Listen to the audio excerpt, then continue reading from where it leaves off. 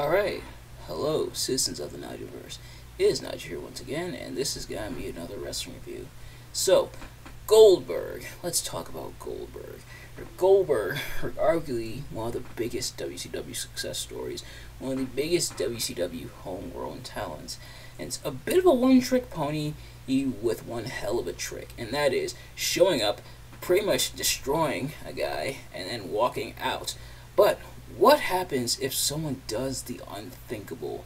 What if someone defies tradition? What if there is someone who tries to get an actual match out of Goldberg?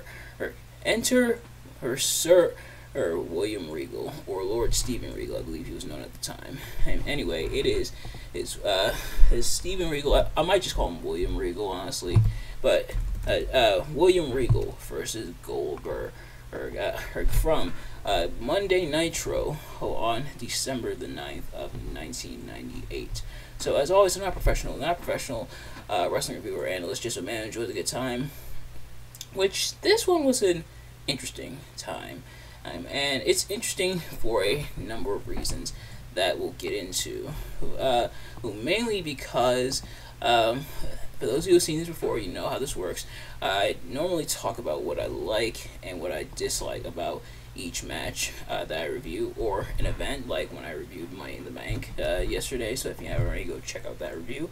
But the thing about this match is that, in a weird anomaly kind of way, both the best and worst aspects of this match are kind of one and the same, and it's in a fascinating way. Because as the story goes, allegedly William Regal worked stiff with Goldberg. That's right. William Regal allegedly worked stiff with Goldberg and tried to out-wrestle him, and in a lot of ways seemingly embarrass him. But William Regal alleges that's not the case, and it's kind of a he said kind of thing between him and Goldberg, where they've talked about it years afterwards, where William Regal, or I guess I should start with Goldberg.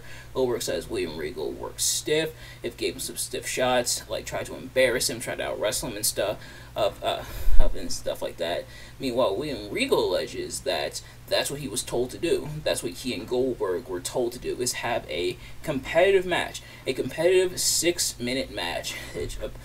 That's what William Regal said that he and Goldberg were told to do, was have a competitive 6-minute match, and that they were worried that Goldberg couldn't really hang, because Goldberg wasn't really used to those types of matches, and it kind of showed. But Regal alleges that's what he was told. Who you believe is up to you. A lot of people lean towards Regal. Regal's side looks a bit more believable and sounds a bit more believable as opposed to Goldberg. But looking at the match itself, and the reason I kind of say the best and worst parts of the match are one and the same, is because William Regal, if William Regal is true, if William Regal's side is true, and he was told to work around Goldberg, then that's exactly what he did.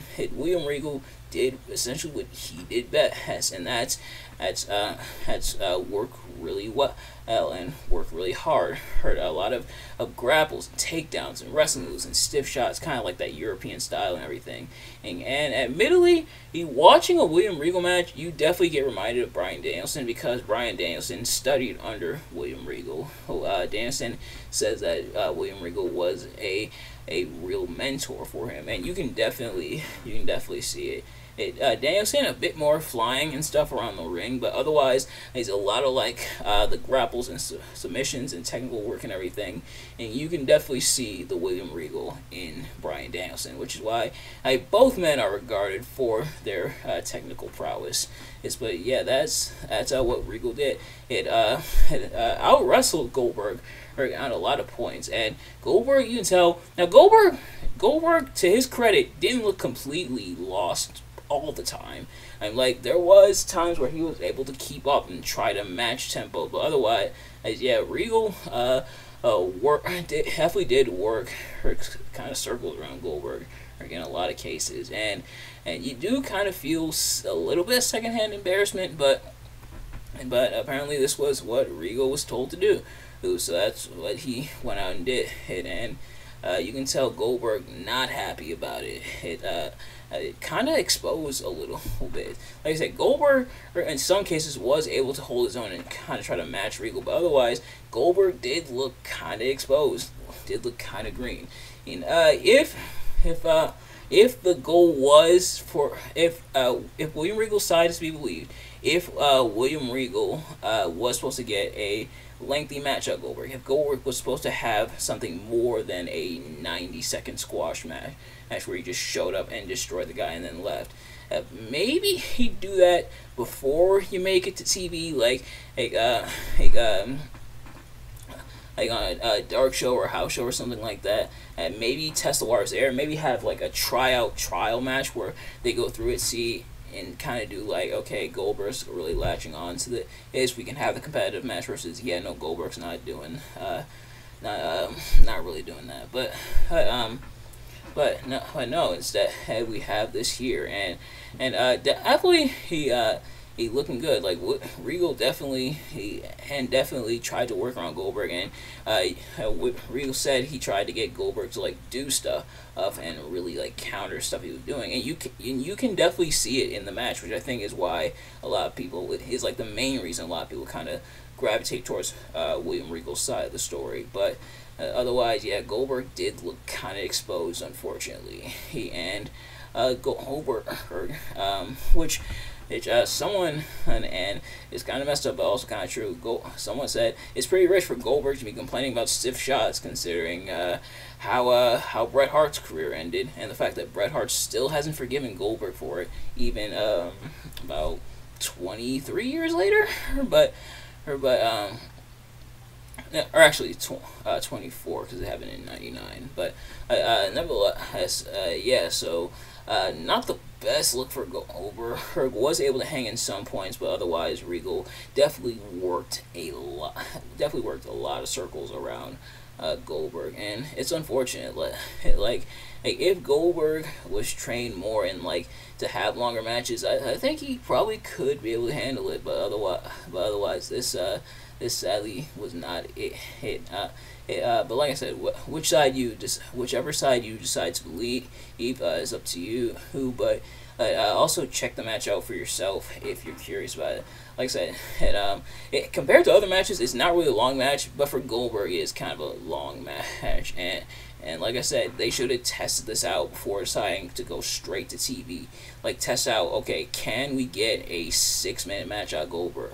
Or they kind of, it's kind of like the equivalent of when one of your parents, while you were swimming, to try to figure out if you could swim, kind of threw you into the deeper side of the pool, and then you either sank or swim. And Goldberg, that's kind of the situation I feel like he was in, and it's kind of like the sink or swim situation. But that's mainly just me. But nevertheless, that's going to do it for this review. Thank you all so much for watching. I hope you enjoyed. If you did, please do me a favor, like, comment, subscribe, share it with your friends, turn on post notifications so you know every time I upload a video, so you can see as soon as it drops. Let me know in the comments below your thoughts on the match and your thoughts on my review of the match, and which side do you take? Do you think Regal worked too stiff? Do you think he was set up to embarrass Goldberg? I don't think that's the case. I think it was more so a case of they wanted an answer to the question, could Goldberg work a long match, and not really the case. He's not really the case at all. Sadly, wouldn't be the last time in his career here in WCW or in WWE where they tried to get a long match out of him. But nevertheless, thank you all so much for watching, and I will see you guys later. Peace.